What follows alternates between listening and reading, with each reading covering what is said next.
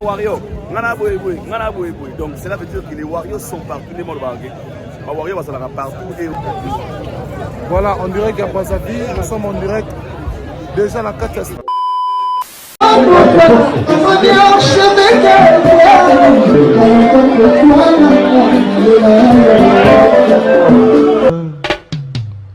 Haïdor Bokwala, le Brésilien Gilles Kouyaté.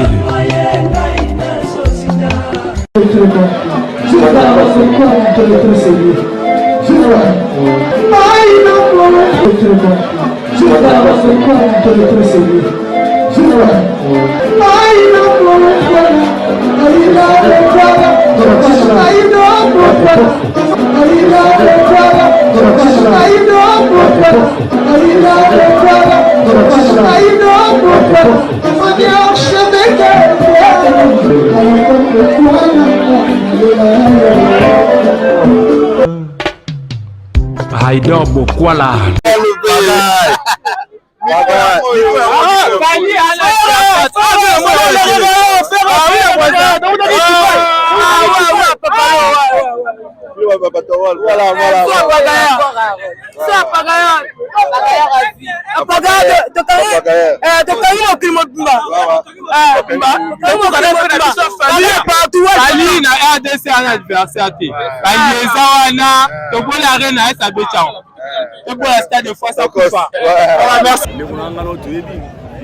Parmi les artistes, concert, il est parmi les artistes et nous sommes sentir qu'il y a un concert ici.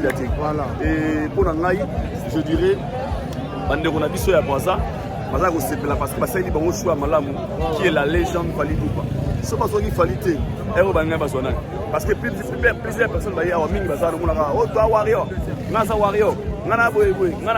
donc cela veut dire que les Warriors sont partout, les mondes Warriors va s'en partout. Voilà, on dirait qu'il n'y a pas à vie, nous sommes en direct déjà à la catastrophe Alphonse Massamba Deba, au Moniplan, le Motofou, les Ahawa. Nous ensemble, na Haïdor Bokwala, il y a PMB certifié, les atos sur le il y a PMB. Bonsoir. J'adore quelqu'un, il est mignon. Ouais. Bonne santé. Ça fait très bien pour la gastésie, tout ça, dans ma ville. Nous, on va dire que c'est culturel. Tout dans le terrain, dans le Brazzaville, entre des stades Massamba Deba, la Brazzaville, Congo, Brazzaville. Message déjà du Bosso par rapport à un moment aux Omona. Parce que les lots c'est vrai, il y a eu une panoplie des artistes qui ont pressé les lots. À tout moment, on a Mingi, Warrior, Wolve. On s'est dit, les lots, mais ça, l'Union européenne, ça va tout déjà branché pour les d'abord, premièrement, je dirais, les lots, ils allaient 65 ans et indépendance, c'est pour nous, Brazzaville. Ici, tout le monde, et à sélection, il y a des musiciens qui sont sélectionnés pour agrémenter des éléments, notamment Tidiane et Mario, Wolve, Tina de Mario, Fally Ipupa, Dadju, Niska, Omalaye, sont tellement nombreux, yes, les Mozali, Moni, tous les étonnés, tout le monde a besoin de Fally, Warrior, Tidiane. Déjà la base pour ça, pour l'instant, le numéro 1 à Brazzaville, c'est Tidiane Mario. Lélo. Tidiane, c'est le numéro 1. On a sans débat. Et deuxièmement, Fally, c'est le numéro 1. Il y a ma Congo Nyos, mais Afrique. Et c'est tout à fait normal, tout le monde a très mobilisé dans des combos, on a battu Pamba. Et nous, nous sommes des chroniqueurs de la musique. Il y a des Congo Nyos, et puis culturel, on est 5 pour assister. Lélo, il y a événement à Mouni, c'est ça. Très bien. Alors, Lélo, Tomoni, j'espère que tout cela est en hier. Et c'est seulement Fally Ipupa, Azoya pour représenter, Topaye pour représenter, RDC, Toaza invité, la carte à Congo Brazzaville. Déjà, l'aspect en Lélo, nous avons un bateau de déjà, je pense que le lobby Shadrach, au moins Lélo Fally Ipupa a mieux représenter la RDC. Quand je dis mérite parce que dans la RDC, tu vois pas pour voter RDC parce que Fally c'est un Congolais de la RDC. Mais en général, Fally c'est la star, il y a deux Congos. Il y a Brazzaville, il y a Kinshasa. Alors moi je pense que Fally Gobeta, ah oui, ça Gobeta pas naïf. Ici c'est chez lui. Par exemple, au Tamboli, en Abaza, au point de Abaza, parce qu'on a fallu le goût à tes étrangers. Parce qu'on a fallu le goût à la ministère là-bas. Alors moi je pense que le choix de Fally c'est juste donner un repas. Et Fally mérite d'être là aujourd'hui. Et Fally mérite aujourd'hui, il y a vous ici, et Fally mérite, il y a vous honorer, tout peut honorer l'invitation, on va faire ça qui est, et surtout faire plaisir la bande de commencer pour fêter 65 ans d'indépendance. Mais on a un autre il est parmi les artistes au soir de concert, il est parmi les artistes au soir de vous sentir qu'on a pour ça concert ici. Voilà. Et pour l'anglais, je dirais, on a vu ça à ça. Parce que c'est un choix qui est la légende Fally Ipupa. Ce n'est pas ce qu'il fallait. Parce que plusieurs personnes donc cela veut dire que les Warriors sont partout, les Warriors sont partout et aujourd'hui beaucoup de gens aussi mais sur la Fally Ipupa. Donc ce qui fait plaisir et à moi. Mais sinon, le choix de Fally c'est un très bon choix et nous sommes venus accompagner tant qu'il est culturel facilement Fally. Mais pour assister bien à 65 ans, il y a une indépendance à Brazzaville et vous avez honneur la mission congolais. Il y a Nathalie et Kalami de moi Dajo Gobeta, Steel Maria Gobeta, Niska Gobeta. Donc c'est le Congo qui va gagner en fait. Voilà. Les honneurs et à Congo. C'est ça. Très bien. Alors, Aïda Bokwala, avant que je ne peux pas sonner ici, ou épingler le moko, ce qu'il fallait que balinga bazwana. Mais les noms on appelle awa, et nous ça peut bien peut-être le Koffi Olomide, peut-être faire Ebola et aspect wana olobani parce que de l'autre côté ici là tout le monde bazou artiste belé c'est vrai nous avons wana bango mais tout le monde tadju auti libanda. Bon ni te ba benga mutoza pemeni par exemple, faire Ebola par exemple Koffi Olomide. Merci beaucoup à Shadrack Kangai. Et là, on faut voyer Baïzani Bozaboui. Tout le bagarre entre temps, entre mecs. Shadrack, il y avait des moments où le vieux Nabiso Kwatakouraman, il était sollicité. On a événement Baboui. On fait spam, oh, il y a un président, oh, mais il faut tout la ignorancer. Beaucoup de gens qui viendront aujourd'hui, c'est beaucoup plus la jeunesse. On a tout élu. Et cette jeunesse aujourd'hui va être vexée par la musique de Fally Ipupa. Voilà tout beaucoup c'était. Appeler Fally, ce n'est pas enlever l'existence de Koffi Olomide. Mais appeler Fally, c'est servir repas. Il y a malamu, na moment malamu, na bateau, ça n'a pas besoin. Repas agréable. Imaginez aujourd'hui on appelle Kwatakouraman ici, qui est une grande star que nous respectons, c'est une légende. C'est pas aussi mauvais. Mais à servir bateau, baza awa koloko la Fally Ipupa. Là tout le monde le sait. Imaginez aujourd'hui appeler une personne au la Vénabiso Kalou, je donne un exemple. Asa icône, asa grand dans Boka Congo. Mais au service bateau le la Fally Ipupa. Parce que dans le temps il y avait des moments où c'était le Koffi, hein. C'était le Koffi ou rien. J'y vais bawera. Parce que c'est là qu'il y a époque tout petit en avant. Les autres époques petit en Fally Ipupa. Donc c'est tout à fait normal. Dans ma campagne, pas benga ba musuwa, pas benga parce que le choix est clair. Le choix est clair. Dans le dossier aux aguets. Donc, en fait, tu dois raisonner des fois.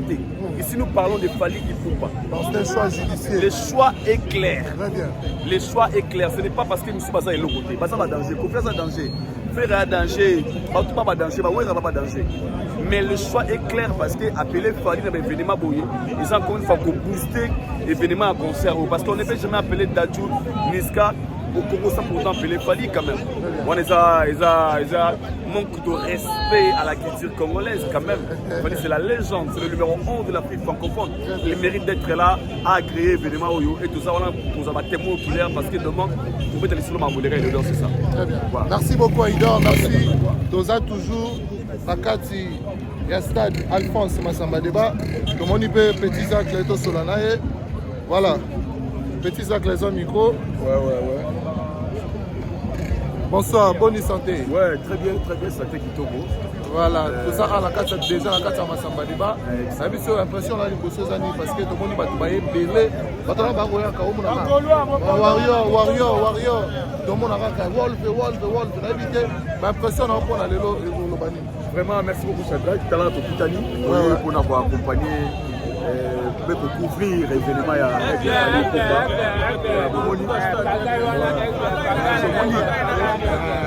les Warriors sont partout, vous voyez vous-même. Et les Pagayas, ouais, les Warriors sont partout.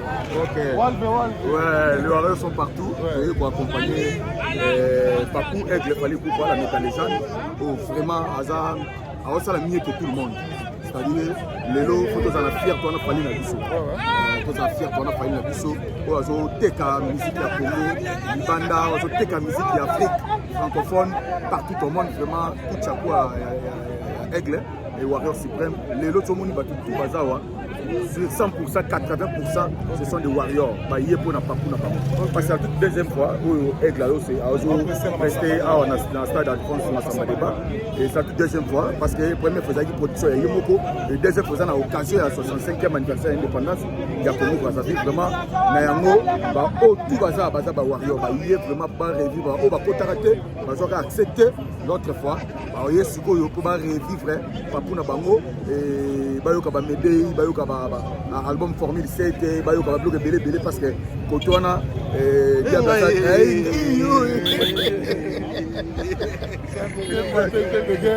des fois, c'est-à-dire pour Yoka, il y a papa Mona, il y a papa et après il fallait vraiment merci beaucoup à tout vos amis bello vos amis oublié awa tout vos amis partout vos amis déjà boya déjà parce que du soir Papou déjà 19h déjà matin pour parce que batie na souka pour boy que sera bête aller bakende boye ba osala fiasco ba okotika na sima mais yango ye muto akosilisa clôturer bato bakozela bamona Papou na bango bamona Warrior Suprême. Vraiment merci Shadrach et merci chef de guerre. Voilà, merci beaucoup chef de guerre.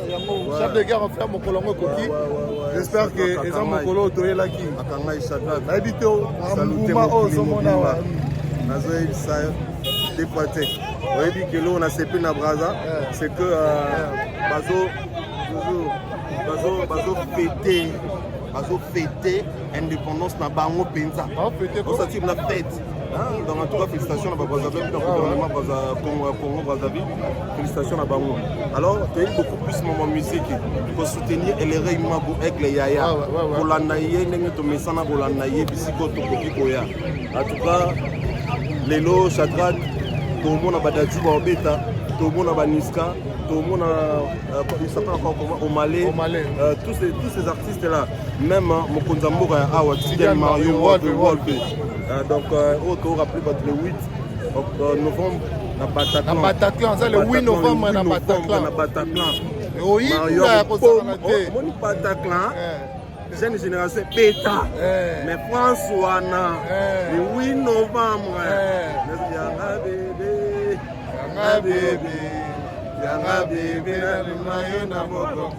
et puis, on a nos lobby. C'est de 10 au 16, c'est de 10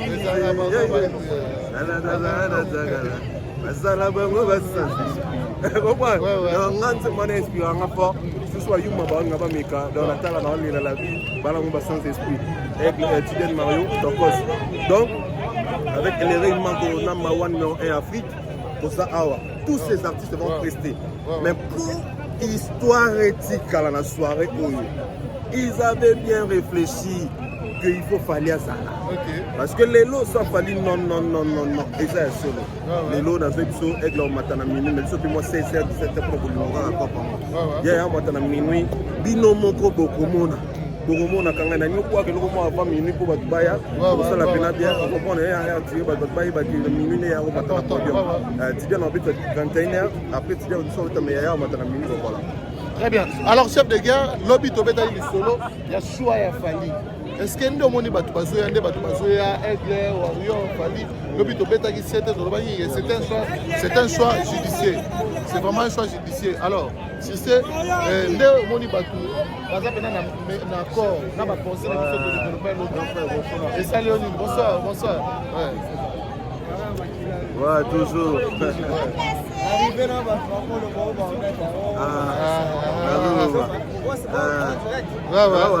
Naza cauchemar na bango. Les troubles de l'air, troubles. Voilà, vous comprenez. Ouais. C'est-à-dire que les chiens à battre, les troubles de l'air, les troubles des bassins. On s'en comprend les matables, les chefs de guerre, Baluka, Bazoate, Yeyo. Puis Baboussouakate, combattu mais jamais abattu. Très fort. Dans sa blague. Donc, quand il s'adresse, par rapport il y a développement il y a pensé la mission de Tobaï il choix fallait ça changement judiciaire le peu de monde va basé c'est ce que je dis toujours, on ne ment pas. Lorsqu'on parle de Fali, lorsqu'on dit tout ce qu'on dit sur Fali, on ne le vante pas, on ne le on comprend. Poto sepelisa yeti to lo baraya solo bref yango zomon même tout ce monde qui vient ici tu vois qu'il te dit nous sommes là pour Fali. On est venu voir l'artiste Fali Ipupa. Fali aujourd'hui c'est l'incontournable mes frères. Bolinga te. Boyinanga pamba. Boyobomanga pamba mais nazo la vérité. Il est le number one, il est l'incomparable, il est le qui, il est le déquêteur. Bozo mon abino moko. Ici on a appelé qui? Si ce n'est pas Fali, on va bien nani. Ni aloba soki te bona mboka wana ba benga nani. Chacun de ça est solo. C'est ça to vivre en yango yo. Et puis t'as là bateau tout baillé et puis tu sais que c'est payant, on me dit que c'est payant parce que nous on peut penser que c'est gratos. Mais c'est payant, tu vois. Et bateau boya non ils sont tabina pour na d'ajouter. Non ils sont tabina pour na mutu tu vois na pour na Fali na Wolf. Na pagaille. Gen mawe ba pagaille. On se comprend. C'est fini. Azagi, Aza number one, Aza incontournable, Aza incomparable. Bon matabo kitas et sa saison na yé. Aza la rappel adversaire T. Adversaire T. Bah monsieur congolais bah comment on dit adversaire nanga. Ngande adversaire nanga. Oui. Ngande adversaire. Bah vani. Ngande bah kanelara. Ngande bah luka problème. Ngande bah ngaba beta. Ngande bah luka la mabasa ngama be. Ngande adversaire na bango. Ngande adversaire. Alors, chef de guerre, Toro Baké, Lelo, absence, il y a le site Ferrego, là, héritier Watana, de Kofi Olomide, déjà remarquable été dans l'événement.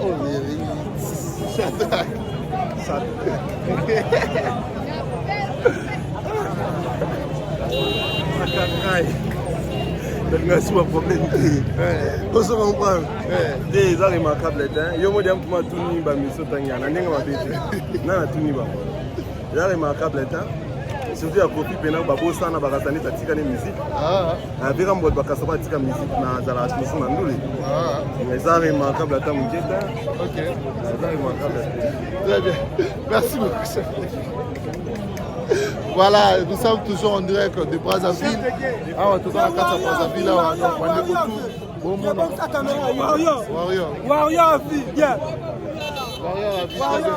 Warrior basé Bela donc quand on tolobaka toko sabino te tosala rabino na musala na bokasi et puis na bosolo en tant que tolobaki ke Fali ala artiste oyo ala vraiment souhaitable na public résultat yango autant résultat bino mo bomoni résultat na kati plein libanda plein bakomi côté papier alors que c'est de regarder kati donc ça qui veut dire justement que na kati ya Brazzaville là Fali aza artistement open aza souhaitable très souhaitable donc yango bomona batutu bazoya batutu ba sepela batutu bana posa bamona Fali na bango bayoka Fali na bango en tout cas voilà pendant les années message pour Dopé Sabino nous sommes là pour couvrir cet événement et ça fait plaisir lorsqu'on vient ici biso toza ba congolais de Kinshasa et toyé pe na kata Congo Brazzaville na mboka na biso mususu. Tomoni pe congolais moko Kinshasa batu ba ko sepela na ye c'est vraiment un honneur pour nous de se dire que les esengo makasi ya oyeba ete Fali Ipupa azali l'artiste le plus grand artiste qui est arrivé au Nibale donc ça dit il y a Congo Kinshasa mais il y a Congo Brazzaville donc mamutolo ba koko sarade donc je crois pour disposer les événements et puis pour relaxer bino nabokasiteni surtout ce qui va se passer ici notamment on a prestation à artistes surtout notamment Dadju Niska au Malais donc aux Apena et c'est Mami alors restez branchés c'est moi avec le messenger officiel pour ne rien rater alors là on se capte tout juste après merci beaucoup. Bonsoir, maître Steve Kambanga. Bonsoir, Shadrach. Ouais, la tête bien faite. Merci. L'analyste de l'air d'analyste. Merci. Nous sommes en direct de Brazzaville, déjà en plein stade Massamba Débat. En moment où vous avez en commun, en tant que et impression à l'Ibosé, ça n'est pas un événement. Non, je suis impressionné de voir la manière dont la République du Congo a organisé la fête de son indépendance. Et du côté politique, c'est un coup réussi. Du côté culturel également, c'est un coup réussi. Or, chez nous, plus, on réussit souvent du côté politique. Du côté culturel, il y a toujours des coups bas, il y a toujours des problèmes. En tout cas, ça ne donne pas une bonne image.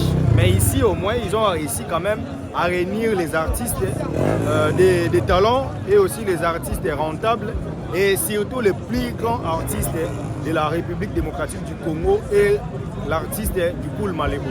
C'est-à-dire entre les deux rives du Congo, entre la République démocratique du Congo et la République du Congo, les seuls artistes qui ont l'ancrage sociologique, c'est Fally. Et aujourd'hui, ils ont pensé quand même que Fally pouvait venir faire la fête avec le peuple congolais de Brazzaville. Nous avons compris que tout le monde est là. Vous voyez, la caméra est en train de sillonner. C'est un concert payant. C'est une fête. Mais il y a tellement un engouement ici dehors, alors que le stade est déjà plein. Ça, ce sont des choses qui ne viennent pas à tout moment. C'est parce qu'il y a un Fally, et Fally est main event. Il vient jouer après tout le monde. C'est parce que c'est lui l'homme de la soirée. Donc quand il joue, comme tout le monde est au Warrior, après lui tout le monde part et la fête continue dans des maisons. Donc c'est un honneur pour la République du Congo d'avoir invité Fally Ipupa pour venir rehausser avec le peuple.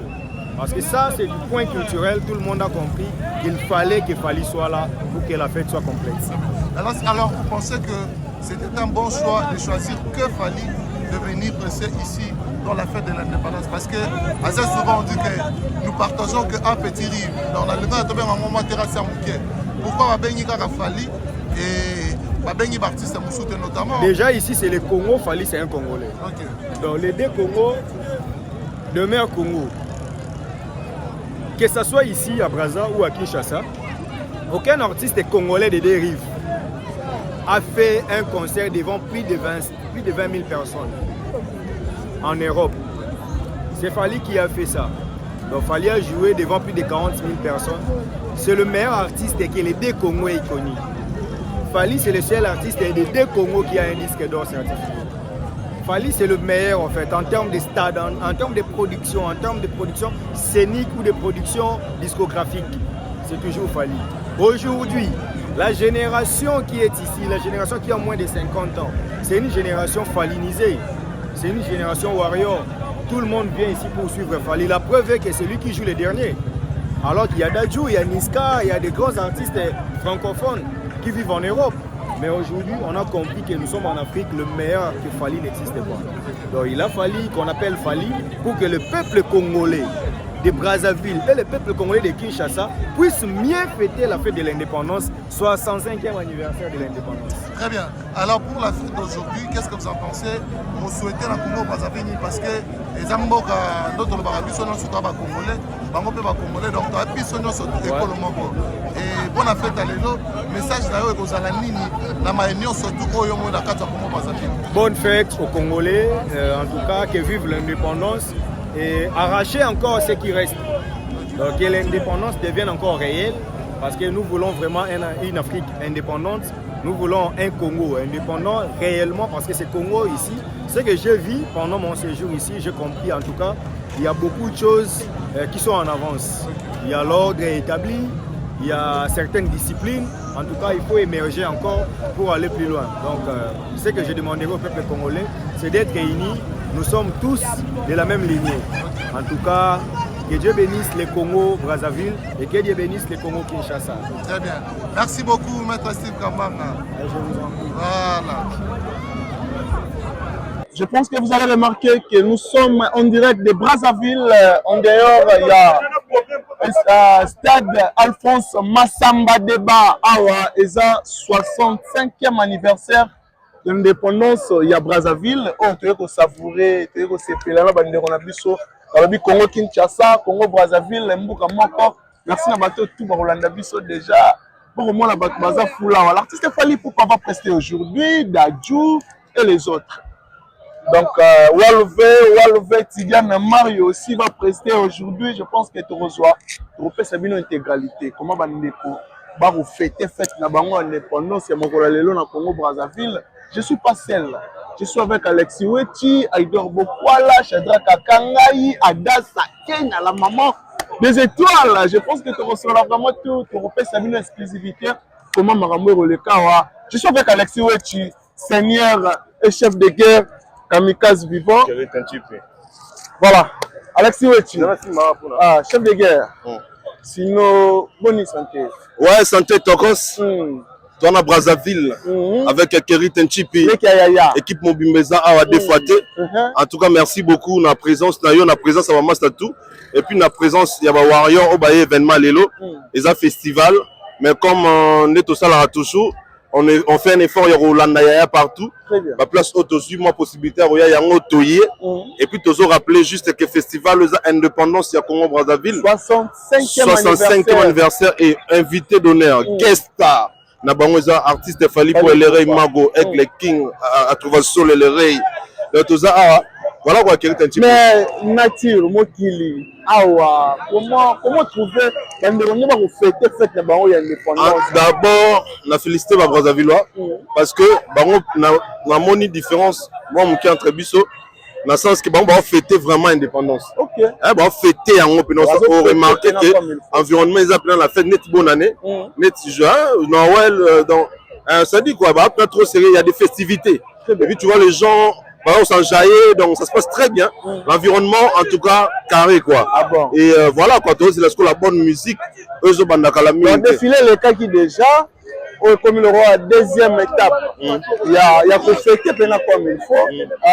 Pour fêter, président Sassou, au Tchom, moi, la Moïbara, après si peuple na occasion de célébrer 65e anniversaire, il y a pour fêter comme il faut. Et puis aussi, choix l'artiste Fali Poupa, il y a Rosala, comme la tête d'affiche, si je peux utiliser. Lélo, la fois passée, événement Nyon Soya Mounene, eux au Salam en Afrique centrale, topé en Afrique, sur les gens Moutou Barobénissa, sur les gens Moutou il faut qu'on bénissa, la musicien.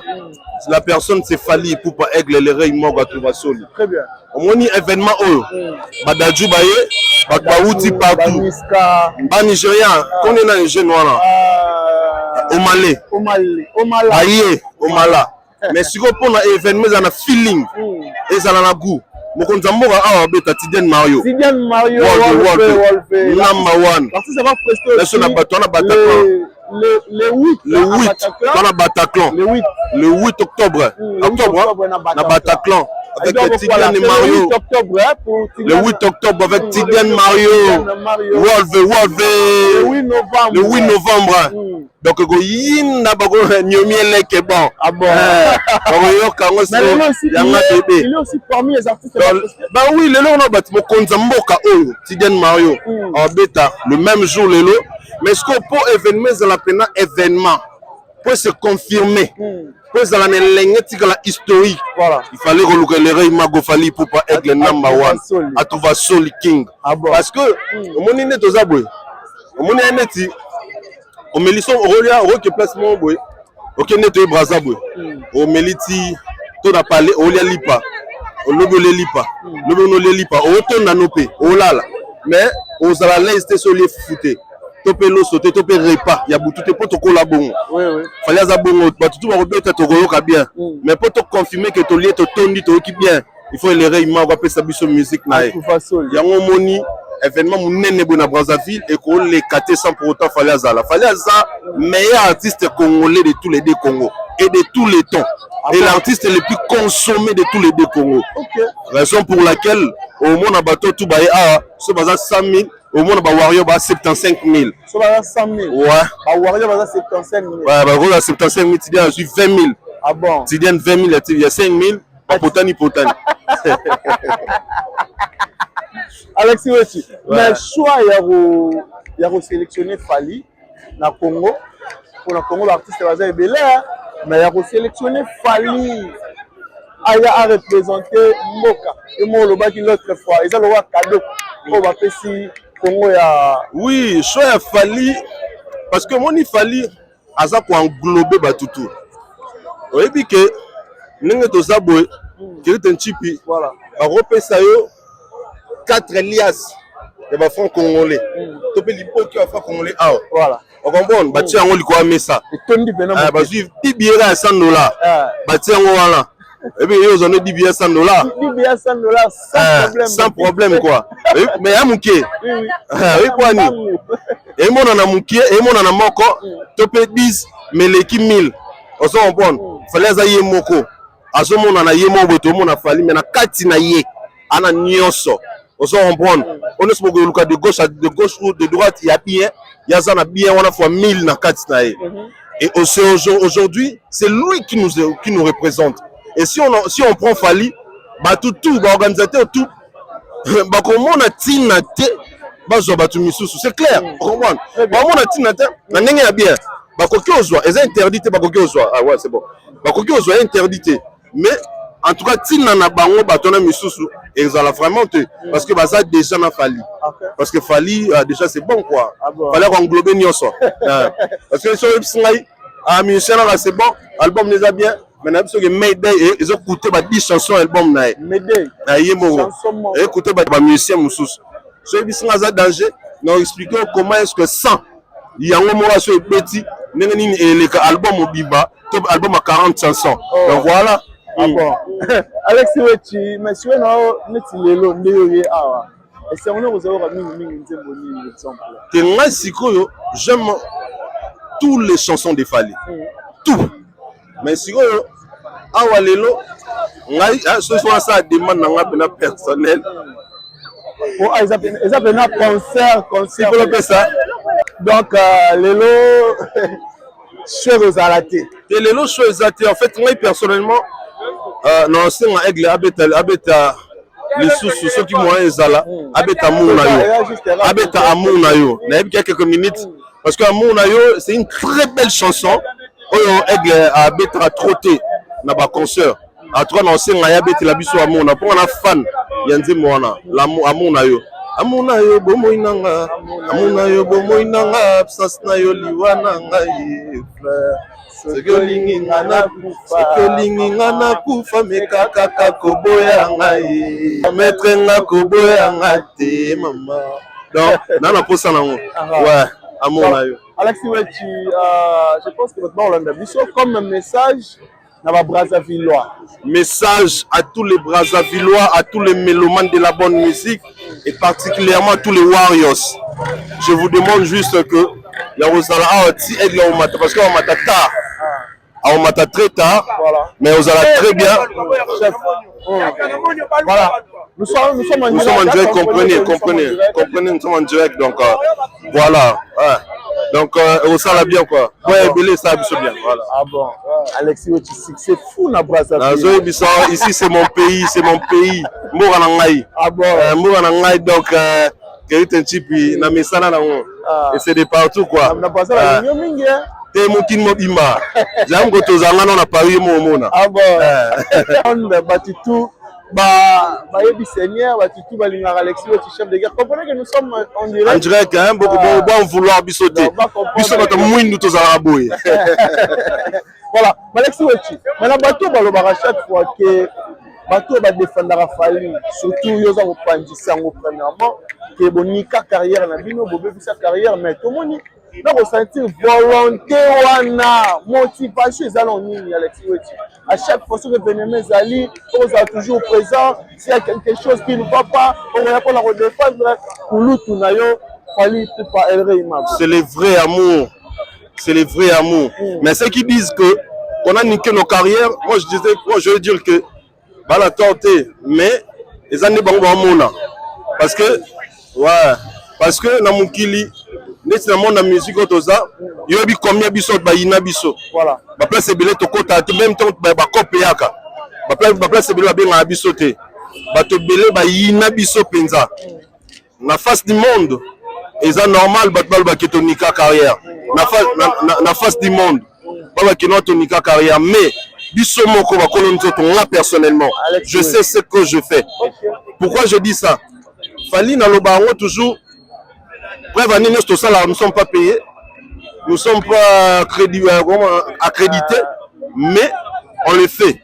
Pourquoi? Parce que là, il a défendu la valeur. Je sais que Batu Balinga, Balingate, que ce soit Batu Balinga Fali, que ce soit Batu Barana Fali, que ce soit Batu Barana Falite, que ce soit Batu Balinga Falite, Balingate, Bisso, tu continues l'histoire de la musique à Mokao. Et pourquoi? Parce que tu y a Sima Yamotoa comme histoire nene Yamokao. On a défendu les valeurs, on défend les valeurs, on a défendu les valeurs, on défend, on va continuer à défendre les valeurs de la personne. Comme réellement la musique congolaise et la musique africaine tout entière. Donc ça veut dire que après bien que tu tires dans la moussala éternellement peut-être parce que nous avons un futur.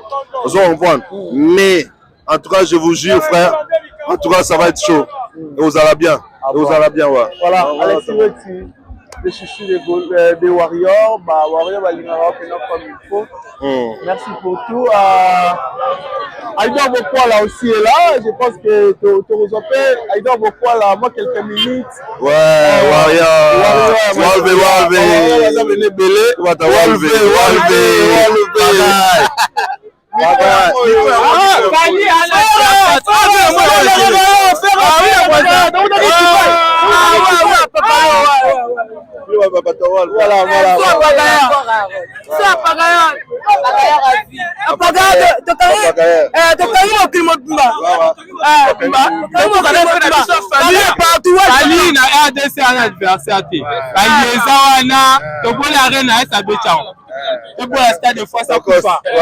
Merci beaucoup.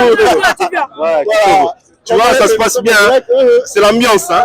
En tout cas, ça se passe très bien. Ça se passe très bien. Ouais. Donc, les Warriors, les Toba, les Warriors, Papagaye, tout le monde quoi. On sentir. Aïdor Bokwala aussi, ils sont ça l'entraîneur et ça. Nous sommes en direct, il y a Stade Alphonse Massamba Deba. Tout le monde a Aïdor Bokwala certifié à PMB. Aïdor Bokwala, sinon, bonne santé premièrement. Merci pour la parole, M. Keritan Chimpi. Aïdor Bokwala, certifié. Merci pour la parole, Aïdor Bokwala. Keritan Chimpi. Derrière la caméra, Adassa Kena, la maman des étoiles. La maman d'être là aujourd'hui.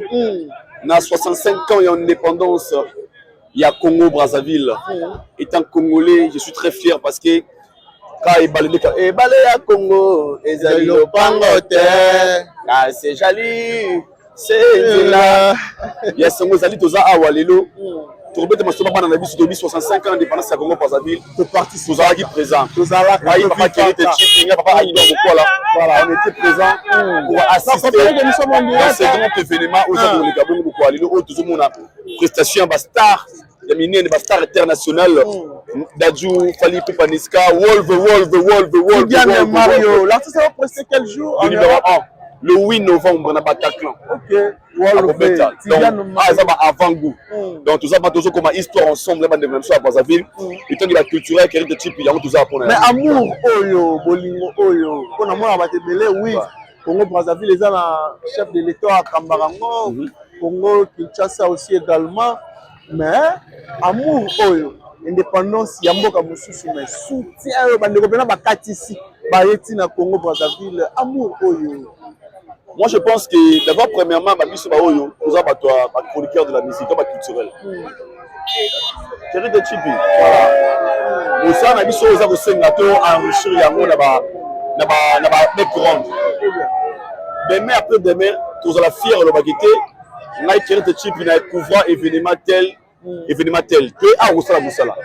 Pour preuve, tu es à l'Iban dans le micro, pour avoir l'impression qu'il y a un message qui est à l'autre. Alors moi je pense que d'abord premièrement je disais tolinga mboka na biso tolinga culture na biso tolinga Congo Kinshasa na Congo Brazzaville. Voilà.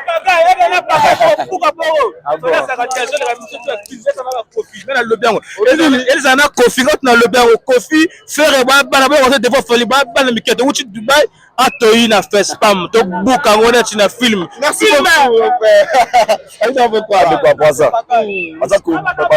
baza koressentir bango bayebi comme histoire alors que nano loba biso tosala mosala na biso toza kosala lelo awa eza fierité ya biso moko et puis na mosala na biso oza esengo ezaki toza koma histoire na biso na boza kolega lelo na kati ya culture na biso esengo mingi yango wana toya bolingo ya mosala na bolingo ya mboka mpo balingaka Congo Brazza makasi pe mais ça la nini niveau ya reconnaissance envers Fally Ipupa bandeko ya Brazzaville à chaque fois normalement on dirait amour bandeko ya Brazzaville balakisaka Fally Ipupa apparemment eleki kutu ya bandeko balakisaka biso na Congo.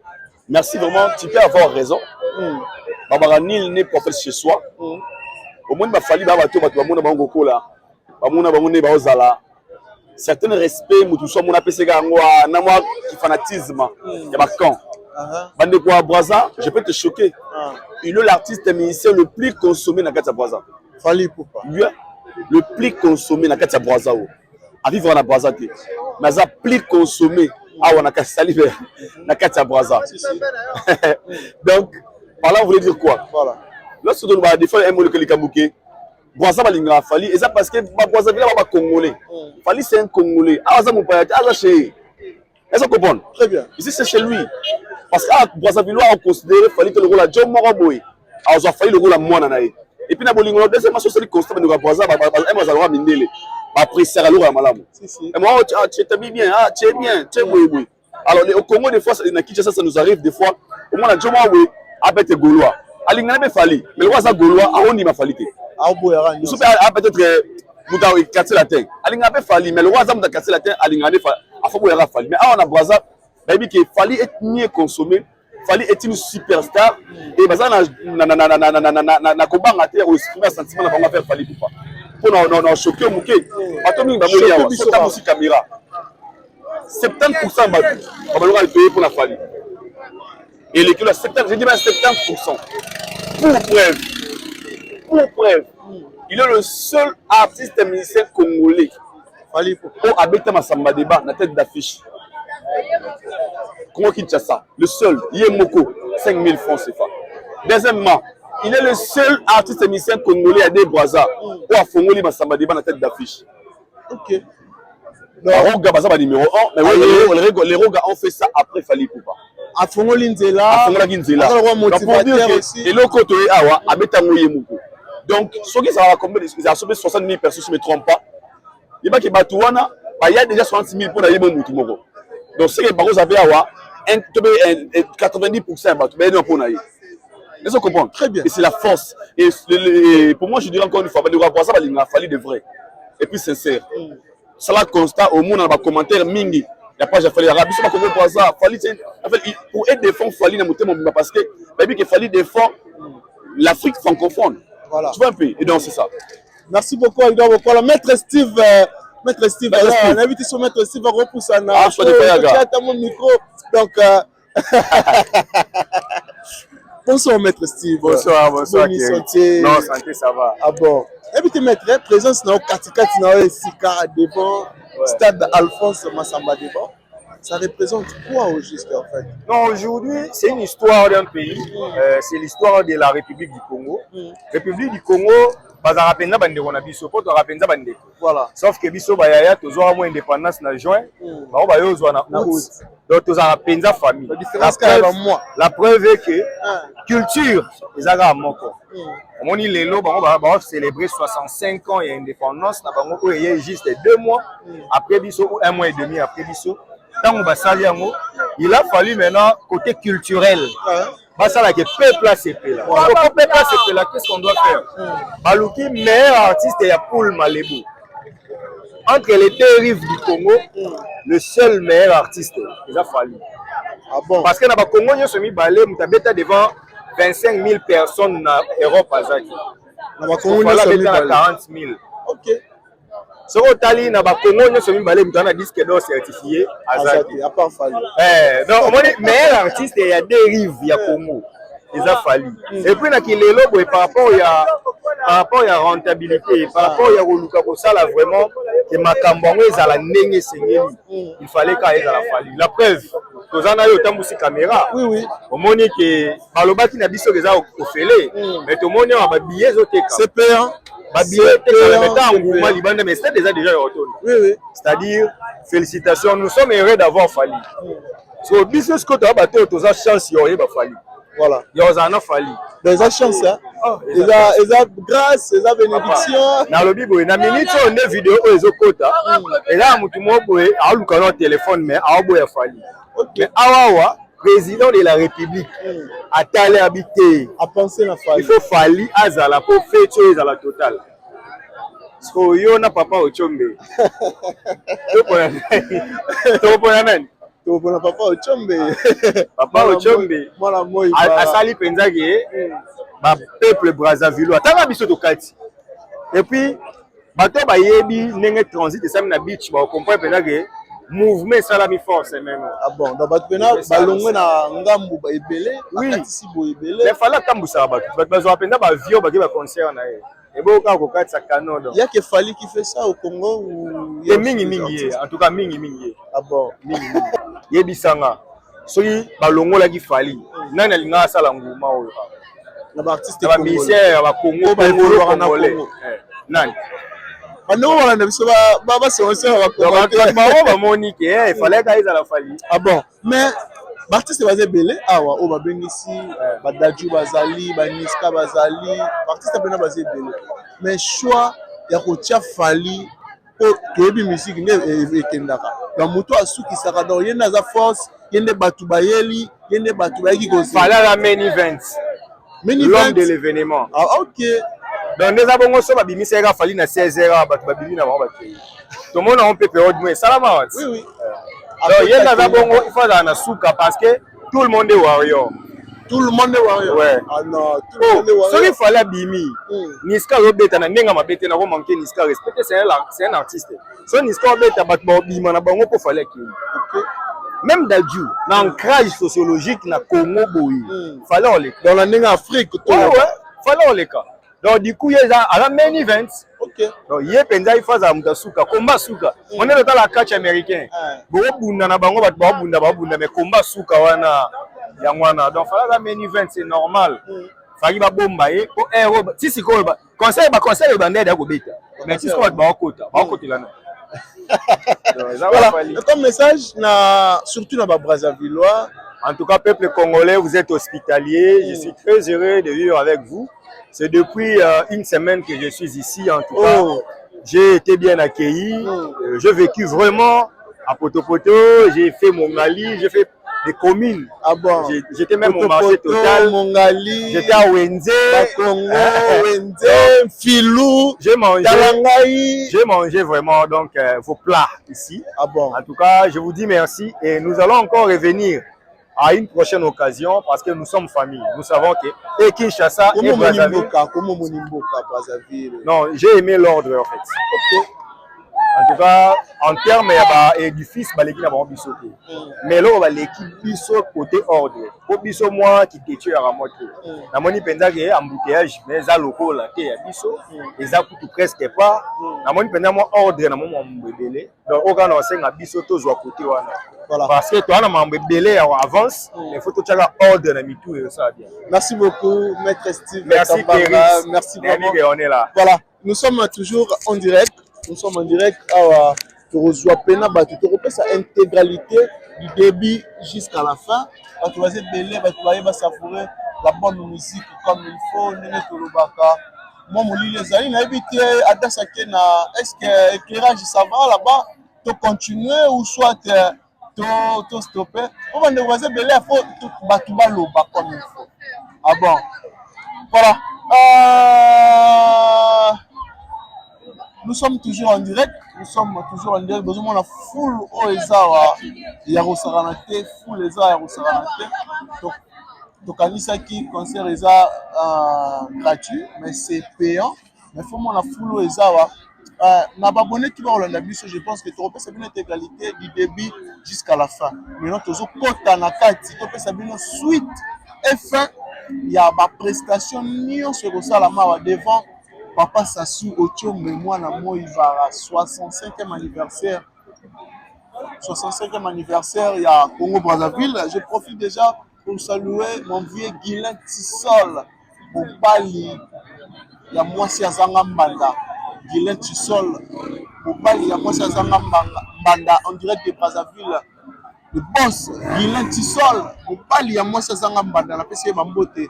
Depuis le Bumbashi, il y a un cheval, le Bumbashi et l'Ikasi. En direct de Brazzaville. Toute cette question à toi. Je pense que tu as un cas de cette vidéo intégralité du début jusqu'à la fin.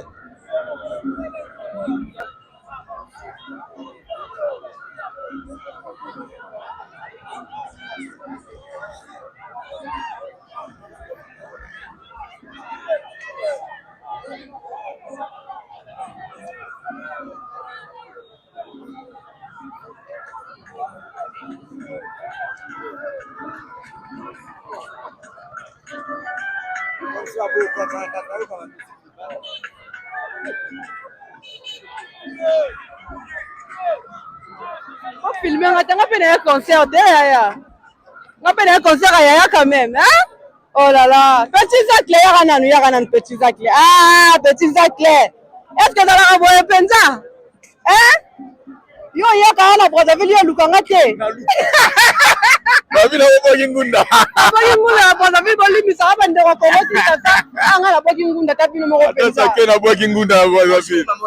y a Où c'est à Dassa? Dassa? Oh, maman Dassa, excusez-moi. La côte à la moindre interview. Ok. Vous pouvez me poser toutes les questions que vous D'accord, voulez. je regarde. Vous êtes ici au stade Massamba Deva. Oui. Massamba Deva, plutôt, vous venez soutenir. Oh, je suis venu soutenir tous les artistes du monde. Ok, Parce que moi, on m'appelle Monsieur le Mal Nécessaire.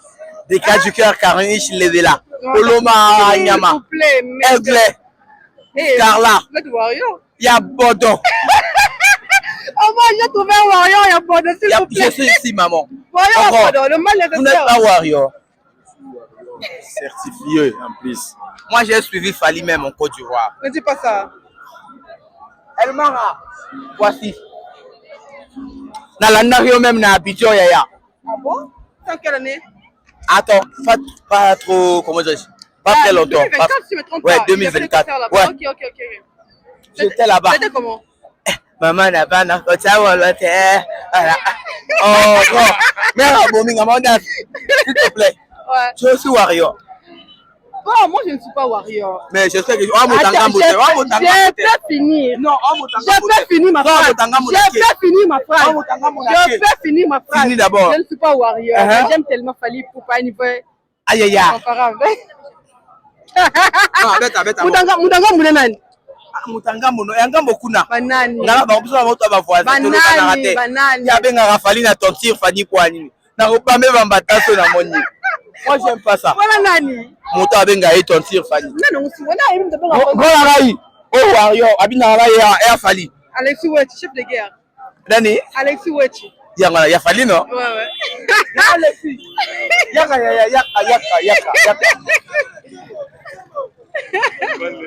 Oh, Yaya. Aya na yebe afisa Alexis Wechi. Le mignon. Oyo ntoto bomona oyo ha. Grand frère. Warrior. Ngayo Yaya. Na lobi.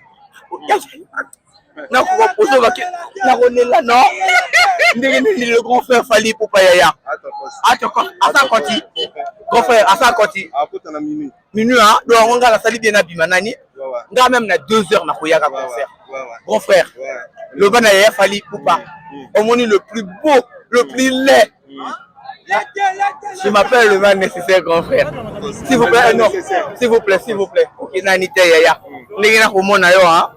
Na ko Pourquoi? Yaya betakanini. Abina kaozo betakanini. Grand frère, Alexis Wechi. Au sein de la Nina groupe ya El Marabutu. Il est communicateur. Non, juste là, les gars, les tirs. Le public se fallait. Il y a une benga El Marabutu.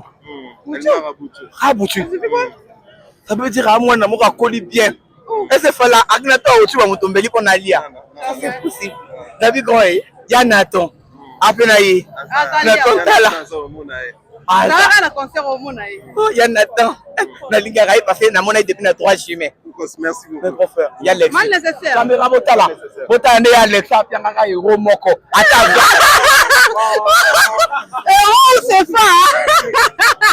Voilà, comprenez, nous sommes au stade de Massamba Débat avec Fallait qu'il y ait le Warrior, comprenez tellement l'ambiance est au rendez-vous. On est là pour Fally Ipupa. Vous avez remarqué que 90% sont ici pour l'artiste Fally Ipupa.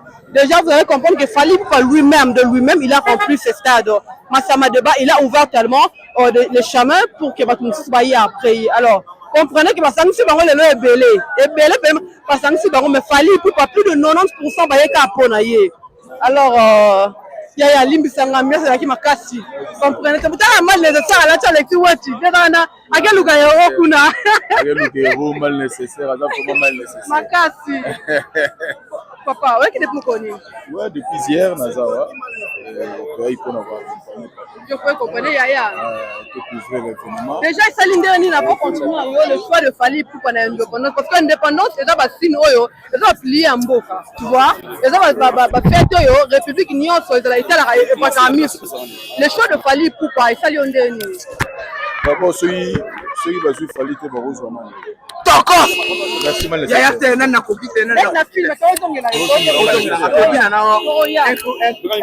D'accord, on arrive. D'accord, vous comprenez. Fally Ipupa parce que c'est un artiste et musicien dénommé international.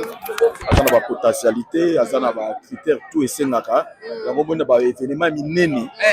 Fally Ipupa sera toujours contacté parce que pour ces pays ça, fanatique na public na et consort voilà. Et Fally Ipupa aujourd'hui fait mieux que tout le monde, je le dis parce que Fally fait mieux que tout le monde. Tout le monde. Oui. Tout le monde, on y a ça lingala. Fally fait mieux que tout le monde. Ça dit bango nyonso, Fally ça mieux que bango nyonso. OK. Fally ça mieux que bango nyonso. Na Congo Kinshasa, na Congo Brazzaville et na Afrique francophone en général. Voilà, il y a un moment Fally Ipupa sollicité pour prester à 65e anniversaire de l'indépendance à Congo Brazzaville. Et merci à l'organisateur qui choisit malamu ya Fally. C'est nous sommes au monde tous ce sont des warriors. C'est-à-dire sur 100%, na bato tout parti sur Bengisi, sur 100%, 80% baillé pour Fally Ipupa. Parce que c'est la deuxième fois que Fally Ipupa va prester Awa. Première fois c'est qui production il y a Yemoko. Ouais, tête d'affiche Yemoko et deuxième c'est à l'occasion du 65e anniversaire de l'indépendance. Voilà, Fally a choix il y a presque il y a Mokili Mobimba quoi. Tout le monde bateau tout bali banda baye pour Fally. Bao bazangaka kokota accès na Massamba Débat ndesiko baye profiter pour mona ya bango Warrior Supreme. Voilà, bonne fête. Merci pareil. Voilà, comprenez nous sommes. Kwa Kingunda. Tenga la bobo limbisanga bo. Ero Kinshasa bo limbisanga penza ta bino mona ko. Na ko tout ça mima 3000. Voilà, comprenez, nous sommes au Libanda stade Massamba Débat. C'est la deuxième fois que l'artiste Fally Ipupa se produire ici. Dans les Kaya, de belle, ma belle, Balekaya, baye concert à stade. Mais mon simbeli la caméra. Eh! Ya ba concert baninga boete. Yo lingo prouver banani. Pour prouver banani. Alors, j'ai remarqué que plus de 90% ici d'ailleurs, ils sont des warriors. Na mituna bango bayebi ke Fally ko matana retard parce que faut pas salir erreur ba te Fally mutali bosser les gens vont sortir après la profession de Fally. Alors bayebi ke Fally remettre mon presque mon souka, il faut encore d'ailleurs à boire, à manger et après bon quand tu pour vivre le warrior suprême qui est l'artiste Fally Ipupa. Alors je vous laisse suivre les concerts de tous les artistes qui vont prester mais précisément du Konja famille Daros.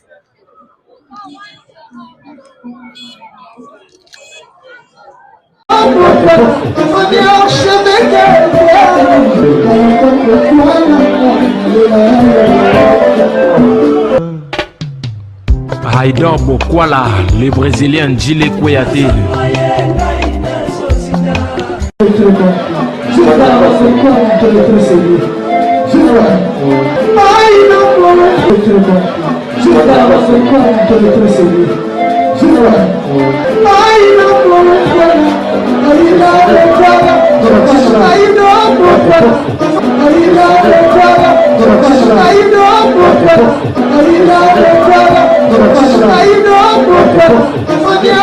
I